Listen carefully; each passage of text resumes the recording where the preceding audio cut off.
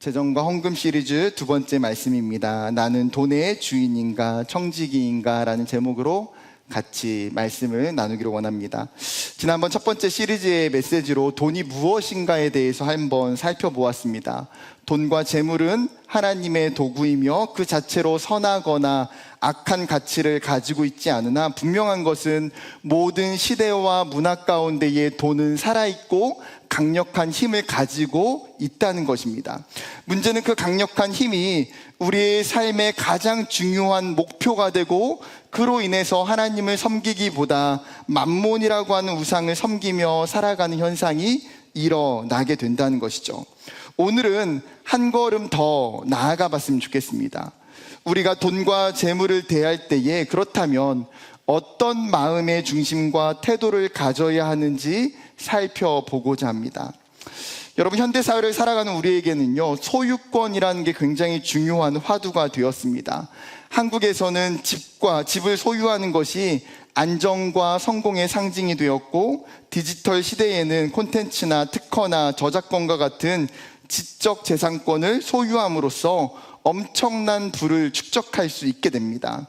또한 IT 기업들은 빅데이터를 얼마나 소유했는지에 따라서 기업의 미래가 좌우되기도 합니다.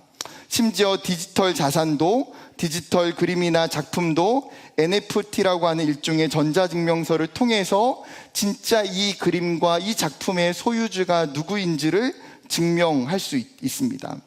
뿐만 아니라 여러 세계 곳곳에서는 땅을 가지고 물을 가지고 석유와 같은 천연 자원을 누가 소유하느냐의 문제로 전쟁과 갈등이 지금도 일어나고 있습니다. 어쩌면 이러한 현상은 모두 다 소유권을 중요시 여기는 사회적 가치 때문일 거예요. 문제는 이 소유 중심적인 가치관이 사람의 가치를 평가하는 기준이 되기도 한다는 사실입니다. 그 사람이 무엇을 가지고 있지, 얼마나 소유했는가가 너무나 중요한 시대가 되어버렸어요. 이것은 단순히 오늘날만의 시대는 아닌 것 같습니다. 초대 교부이자 신학자였던 바실리우스는 이렇게 말했습니다. 문명의 진보 시대에 우리는 만몬을 최고의 우상으로 숭배할 뿐 아니라 사회는 유물론적인 문화로 가득 차 있다. 오늘 우리 사회는 인간의 됨됨이가 아니라 무엇을 얼마나 소유했는지가 인간을 판단하는 척도가 되어 있다. 바실리우스가 살았던 고대 사회에서도 지금과 마찬가지로 동일한 현상이 있었다는 거예요. 여러분, 그렇다면 우리가 살아가고 있는 이 세상 가운데에 팽배해 있는 소유 중심적 그 가치 평가에 대해서 우리는 어떻습니까? 우리는 그것을 동의하고 살아가고 있지는 않습니까? 어쩌면 나도 모르게 나 자신을 판단하면서도 나의 소유를 가지고 나의 가치를 판단하려고 하는 것은 아닙니까? 혹은 나의 소유를 타인과 비교하며 자신의 가치를 평가하고 있지는 않습니까? 이것은 결코 성경적인 기준도 올바른 평가도 아닙니다. 그렇다면 어떻게 해야 될까요? 우리의 우선적인 과제는 참된 소유권이 누구에게 있는지를 아는 일이에요. 오늘 말씀을 통해서 이 소유권이 가져다주고 있는 우리의 삶의 엄청난 문제와 유혹 가운데에 우리가 어떻게 믿음으로 이것을 극복해 나갈 수 있는지를 살펴보고자 합니다. 먼저 첫 번째는요, 돈과 재물의 주인이 나라는 생각을 내려놓으라는 것입니다. 사실 이 첫 번째 관문이 어쩌면 우리에게 가장 어려운 도전적인 과제인 것 같아요. 우리가 지금까지 어쩌면 가지고 있는 모든 사고를 완전히 버려야만 하기 때문이에요. 그러나 분명한 것은 이 허들을 뛰어넘어야 돈과 재물에 대한 믿음의 바른 길을 달려갈 수 있다는 사실입니다. 여러분, 오늘 우리가 읽었던 신명기의 말씀은 출애굽 1세대가 죽고 나서 광야에서 태어난 2세대에게 하나님께서 가나안으로 들어가기 직전에 모세에게 주셨던 율법을 다시 한번 가르치고 있는 말씀이 신명기입니다. 하나님은 약속의 땅에 들어갈 이스라엘이 그곳에서 어떻게 살아야 되는지를 분명하게 가르쳐 주기를 원하셨어요. 그리고 오늘 신명기 8장에도 그들에게 펼쳐질 미래를 보시고 경고하시는 말씀이에요. 여러분, 그들은 광야 40년을 살면서 소유할 수 있는 것이 아무것도 없었어요. 그 광야 가운데에 하나님이 내려주시는 만나와 메추라기를 먹고 살았던 것이 전부였습니다. 그런데 이제 풍요로운 땅 가나안에 들어가면 어떻습니까? 그들의 모든 삶과 환경의 터전이 완전히 바뀌어지게 돼요. 분명히 그곳에서 농사를 지어서 소출을 거두게 되고 과실나무를 통해서 풍성한 열매를 거두게 될 것이고 소와 양이 새끼를 낳고 번성하며 아름다운 집을 짓고 평안하게 살게 됩니다. 어쩌면 인간적인 눈으로 보게 되면 너무나 감사하고 즐겁고 아무 문제도 되어지지 않는다는 거예요. 그런데 삶이 풍요로워질 때에 우리의 마음에 슬그머니 찾아오는 것이 무엇입니까? 바로 교만이에요. 하나님은 이스라엘을 향하여서 오늘 본문 14절에 내 마음이 교만하여 내 하나님 여호와를 잊어버릴까 염려하노라 말씀하세요. 여러분, 광야에서는 그들이 다른 것을 의지할 대상이 없었어요. 그들은 오직 하나님만 바라봤고 하나님만 의지하고 살았습니다. 아무것도 가진 것이 없기에 교만할 것도 교만할 수도 없었어요. 여러분, 예를 들어서 학교를 다니는데 중학교에서 혹은 고등학교에서 반에서 30등을 하는데 여러분 교만한 친구를 본 적이 있습니까? 여러분, 공부를 포기하고 살기 때문에요, 교만할 수가 없어요. 그런데 반대로 시험을 보면 성적이 반에서 3등 위로 올라가는 거예요. 심지어 이 학생이 예전에는 바닥에 있다가 어느 순간에 공부를 열심히 하다 보니까 반에서 막 3등, 2등, 1등을 하는 거예요. 여러분, 그러면 인간적인 마음으로 어떤 마음이 찾아올까요? 다 경험해 보셨죠?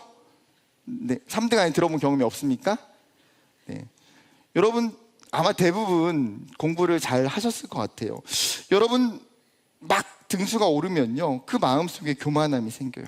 나보다 공부를 못하는 애들을 보면 조금 살짝 무시하게 되고 내가 다른 사람들보다 더 으쓱하게 되는 마음들이 찾아오는 것이죠.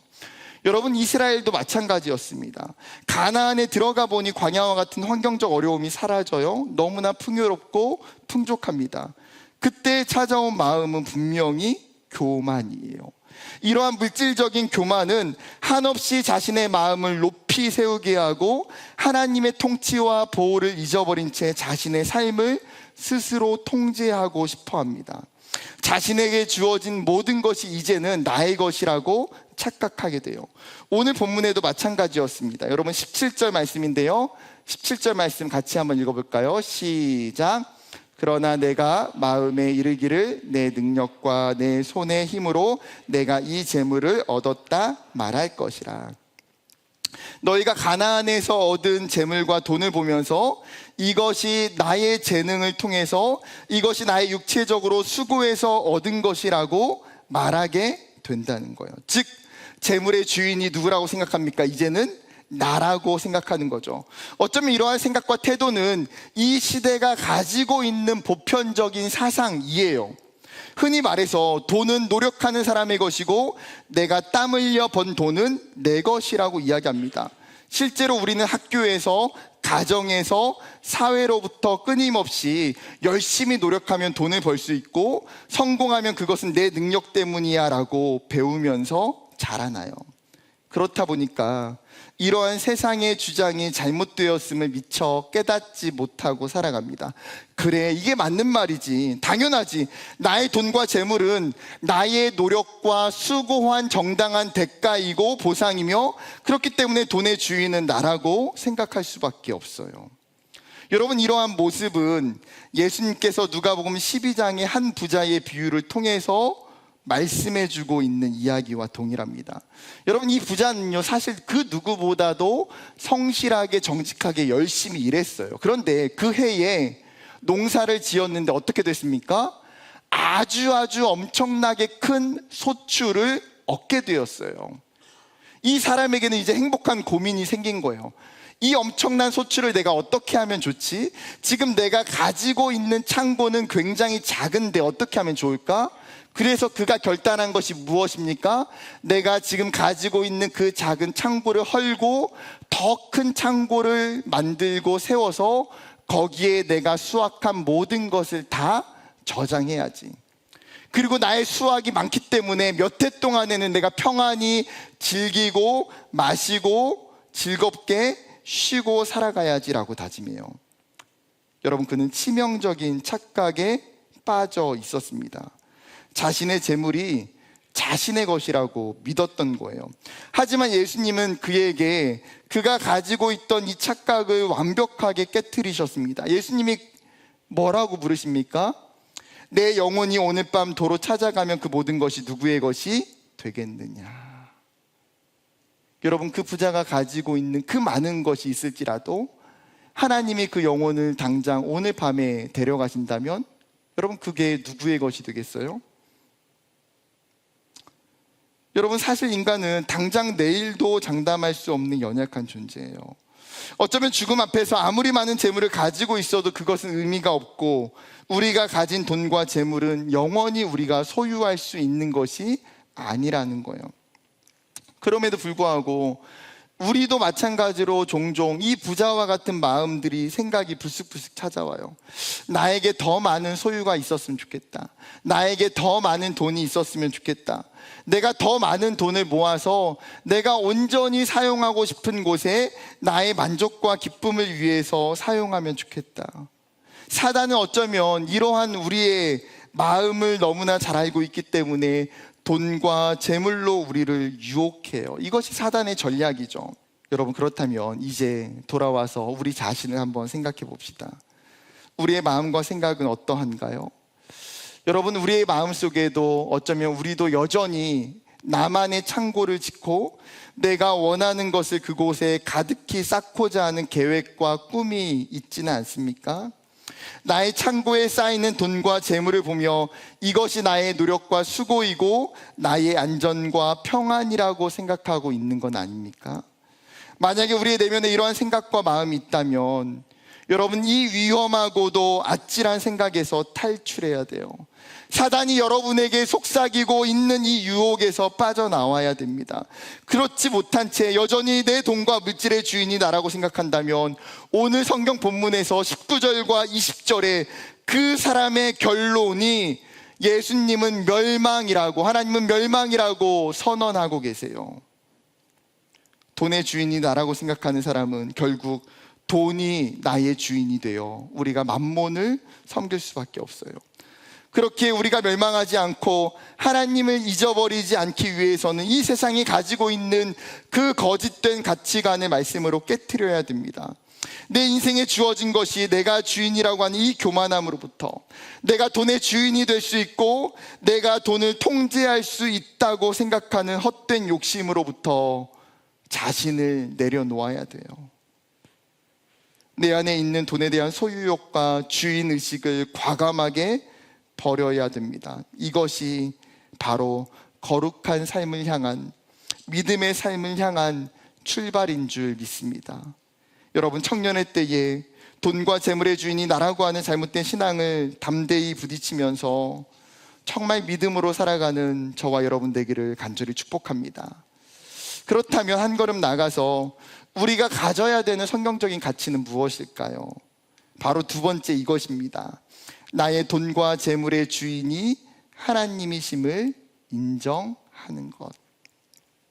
여러분, 사실 우리가 돈과 재물의 소유권을 가지고 있지 않다면 이제 궁금증은 무엇이냐면 도대체 이 소유권이 누구에게 있느냐는 거예요. 분명 내가 열심히 수고하고 노력했고 내 돈인데, 내가 가지고 있는 것인데 이게 내 소유권이 아니라고 한다면 이 소유권은 누구에게 있느냐라고 하는 질문이 따라올 수밖에 없어요. 여러분, 이 궁금증의 해답은 무엇일까요? 재물의 근원과 재물의 시작점이 어디에 있는지를 찾아야 된다는 거예요. 하나님은 재물의 주인이 자신이라고 생각하는 교만한 사람들을 향하여서 오늘 18절에 이렇게 말씀하세요. 같이 읽어볼까요? 시작.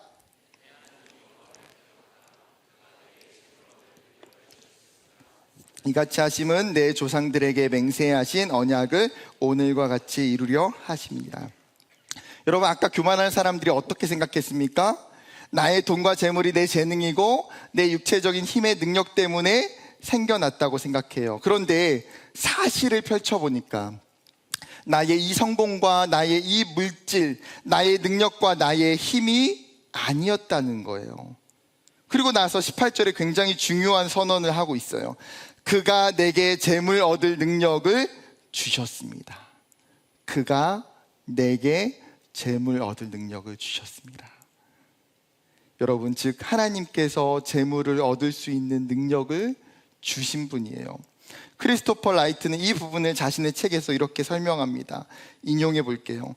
사실 인간의 모든 힘과 재능과 능력과 생명 자체가 부의 근원이 되는 물질 자원과 더불어 하나님의 선물이다. 우리는 땅을 지은 자가 아니듯이 우리 자신의 힘을 지은 자가 아니다. 그러므로 여호와를 기억하라는 말은 다윗이 나중에 너무나도 아름답게 표현하듯이 모든 것이 하나님에게서 왔음을 인정하라는 뜻이다. 이것이 성경적 경제의 제1원리다. 여러분 동의하십니까? 성경적 경제의 제1원리가 뭐라고요? 모든 것이 하나님으로부터 왔음을 인정하는 것. 즉 내가 일할 수 있는 건강도 기회도, 나에게 주어진 스마트한 지혜나 지식도 아이디어도, 나에게 주어진 시간도 나의 생명까지도 모든 것이 하나님께 받은 선물이라는 거예요. 여러분 원래부터 내가 가지고 태어난 것은 아무것도 없잖아요. 또한 이 세상의 것들을 창조할 능력도 없어요. 사실 우리가 가지고 있는 내 안에 있는 힘을 창조할 능력도 우리는 사실 없어요. 그렇기 때문에 모든 것의 근원이 하나님께 있다는 이 분명한 진리와 사실을 우리는 붙들어야만 한다는 거예요. 다윗은 이 진리를 알기 때문에 그가 24편에 이렇게 고백합니다. 땅과 거기에 충만한 것과 세계와 그 가운데에 사는 자들은 다 여호와의 것이로다. 모든 천지 만물과 그 세계 가운데에 거하는 모든 것이 하나님의 창조이기 때문에 그 하나님의 창조 세계 안에 사는 그 사람들, 그 모든 것들은 누구의 것이라는 거예요? 하나님의 것이라는 거예요. 신명기 10장 14절도 마찬가지죠. 여러분 같이 읽어볼까요? 시작. 하늘과 모든 하늘의 하늘과 땅과 그 위의 만물은 본래 내 하나님 여호와께 속한 것이로되. 동일한 말씀이죠. 하나님께서 이미 온 하늘과 땅에 속한 모든 것이 다 내게 속했다 말씀하세요. 여기서 속했다라고 하는 이 말은 단순한 관계를 의미하는 단어가 아니라 궁극적인 소유권과 주권을 의미하는 단어예요. 성경은 어쩌면 끊임없이 온 세상이 하나님의 소유됨을 우리에게 거듭거듭해서 밝히고 있어요. 그리고 그분의 그 소유 안에 누가 있습니까? 저와 여러분이 포함되어 있다는 사실이죠. 랜디 알콘이 돈, 소유, 영원이라고 하는 책에서 이렇게 이야기합니다. 하나님은 단지 우주만 소유하고 계신 것이 아니다. 당신과 나를 소유하고 계신다. 첫 번째는 창조로, 두 번째는 구속으로 우리는 두 번 그분의 것이 되었다. 여러분 랜디 알콘의 이 짧은 표현이 굉장한 울림과 전율을 가져다줘요. 여러분 내가 내 인생 가운데 한 번도 아니고 두 번이나 하나님의 것이 되었다는 것은 여러분 이것만큼 엄청난 축복이 없다는 사실이에요. 하나님은 우리를 창조하셨을 뿐만 아니라 예수 그리스도의 십자가로 우리를 다시 사셨어요. 그래서 우리의 생명과 우리의 소유는 이중으로 하나님께 속해져 있어요. 하나님은 너무나 완벽하게 우리의 소유권의 도장을 찍으셨고 또 다시 한번 찍어주셨어요. 그리고 이 소유권은 그 누구도 살 수 없고 그 어떤 사건으로도 바뀌어지지 않아요. 다윗의 신앙을 보면 다윗은 분명하게 하나님의 주인 되심을 가지고 살아가요. 그것이 잘 드러난 사건 중에 하나가 역대상 29장에 있는데, 그가 한 번은 하나님의 성전을 지어드리기 위해서 백성들로부터 재물을 모았어요.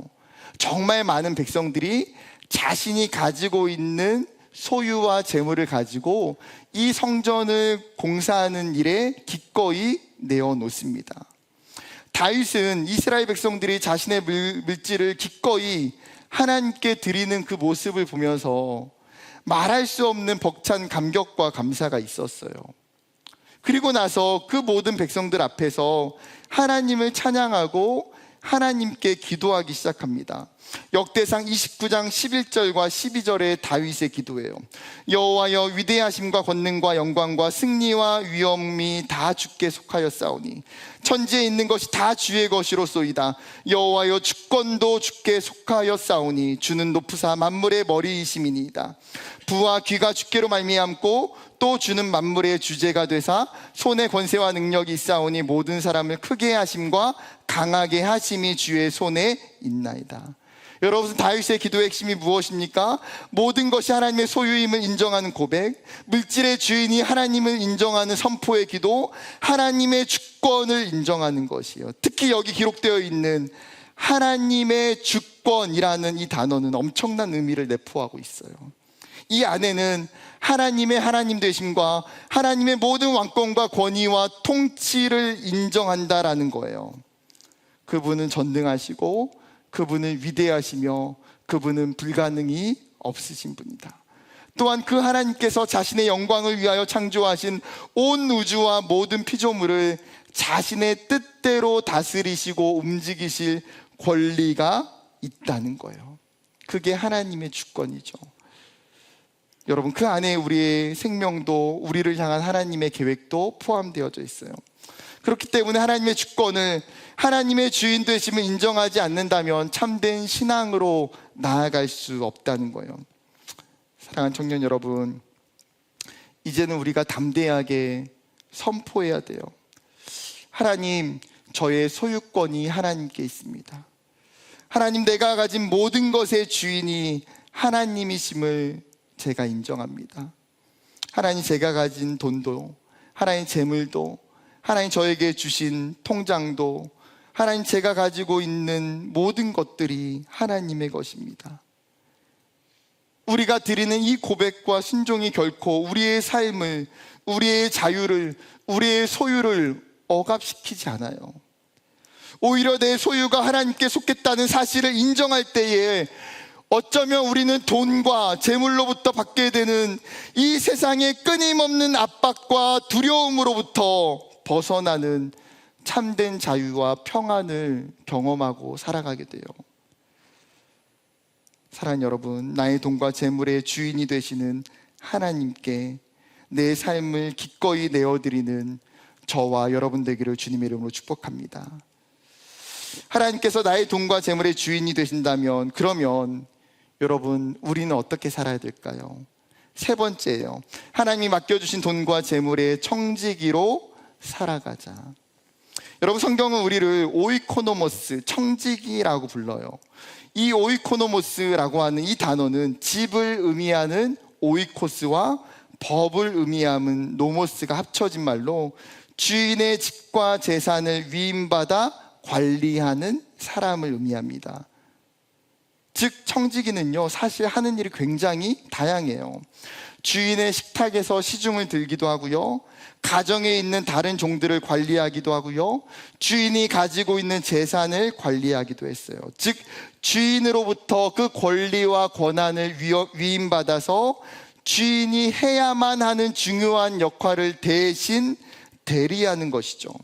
이미 고대 사회부터 청지기, 흔히 집사라고 불리는 사람들이 존재했고, 이들은 부유한 사람들의 집에 고용이 되어 일을 했어요. 여러분, 성경에도 청지기에 대한 이야기가 상당히 많이 등장합니다. 특히 창세기 39장에 보게 되면 요셉이 형들의 손에 팔려서 보디발의 집에 노예로 팔려오게 되죠. 그런데 그는 다른 사람들과 마찬가지로 이방 출신의 천한 노예였어요. 이상하게도 그럼에도 불구하고 요셉의 삶은 그 가운데서도 매우 특별했고 매우 눈에 띄기 시작합니다. 그 이유가 무엇이었습니까? 하나님이 요셉과 함께 하심으로 하는 일마다 형통하게 하심을 누렸기 때문이에요. 보디발은 이러한 요셉을 노예로 팔려왔던 종임에도 불구하고 그에게 막중한 직책을 맡기게 됩니다. 39장 4절, 요셉이 그의 주인에게 은혜를 입어 섬김에 그가 요셉을 가정 총무로 삼고 자기의 소유를 다 그의 손에 위탁하니. 뭐라고요? 지금 요셉이 보디발의 집의 모든 소유와 집안일을 맡아 관장하는 책무, 성경은 총무라고 이야기하는 바로 청직이에요. 즉 요셉은 보디발의 집에서 청지기로 섬기며 집안의 모든 일을 관장했던 것이죠. 여러분, 그렇다면 청지기는 특별한 사람들만, 믿음의 사람들에게만 주어지는 소명입니까? 나는 아직 믿음이 없으니까 나는 청지기가 아니야 라고 말할 수 있을까요? 아니요. 여러분, 모든 사람은 하나님께 청지기로 부름을 받았어요. 왜 그렇습니까?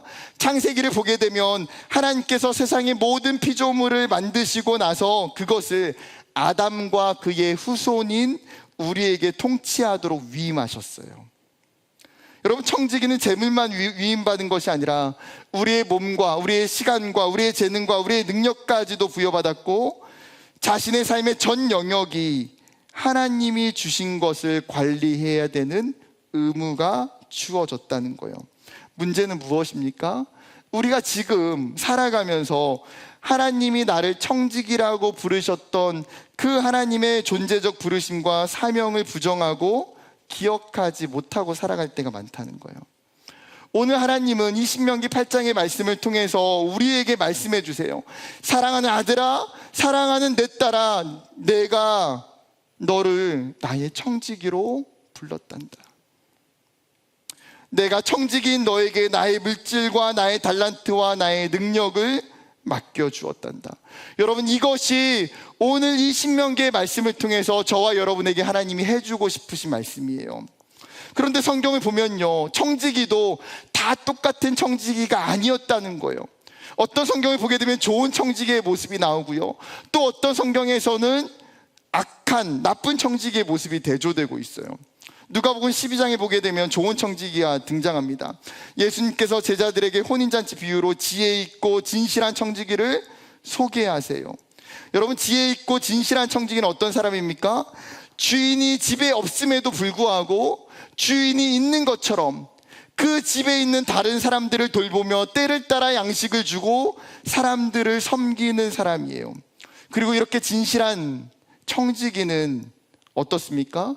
주인이 잃을 때에 복을 누리게 되고 더 큰 역할을 감당하게 돼요. 그런데 반대로 누가복음 16장에 보게 되면 이와 대조적인 청지기가 나와요. 이 사람은 굉장히 큰 부잣집의 청지기였어요. 여러분, 이런 부잣집의 청지기는요, 막강한 힘과 권력과 영향력을 가지고 있어요. 그런데 그는 주인이 자신에게 준 이 모든 권리와 소유를 그냥 낭비해 버립니다. 다르게 말하면 주인의 소유를 함부로 사용하고 헛되게 소모했어요. 그는 주인의 권위를 의식하지 않고 마치 자신이 주인인 척하며 자신의 마음대로 소비하는 것이죠. 이러한 청지기의 악한 행동은 단순히 주인의 재산의 손실을 일으키는 것뿐만 아니라 주인에 대한 권위와 신뢰를 깨트리고 손상시키게 돼요. 결국 이 소문이 주인에게 들리게 됩니다. 주인이 어떻게 했습니까? 이 청지기에게 해고 통보를 보내게 돼요. 불의한 청지기에게 일어나는 이 일은 마땅하고 당연한 결과예요. 그렇다면 여러분, 우리의 모습으로 되돌아서 생각해 봅시다. 여러분은 하나님의 청지기예요. 그렇다면 여러분은 선한 청지기입니까? 악한 청지기입니까? 우리가 선한 청지기로, 하나님이 원하시는 청지기로 살아가기 위해서는 무엇이 필요할까요? 여러분, 그 청지기의 핵심이 무엇일까요? 바로 주인과 청지기의 관계성이에요.